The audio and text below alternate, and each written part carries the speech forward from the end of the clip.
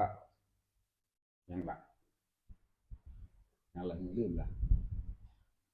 พระปุราณทีปังกรปุราณทีปังกรเป็นพี่ไส้ของนางวิสุทธิดานี่เออที่ว่าเพิ่นอยากเป็นนะเพราะว่าเพิ่นเห็นคนเขาหาหลาย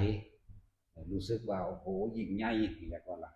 ยิ่งใหญ่มีอภินิหารมีอำนาจมีพลังอย่างหลายอย่างแหละเลยอยากเป็นเลยทำการถวายของกัน7 มื้อก็เลยขอปรารถนามาขอปรารถนาแล้วว่าเธอต้องเป็นผู้ชายสักก่อนก็เลยบอกเหตุให้เขาเป็นผู้ชายก็คือตั้งข้อปรารถนาไว้ทำบุญทำทานในต่างๆก็ให้บุญนี้เป็นปุญญาภิสังขารเป็นปัจจัยปรุงแต่งให้เกิดเป็นผู้ชายแล้วก็เธออย่ามีสามีตลอดชีวิตเด็ดขาด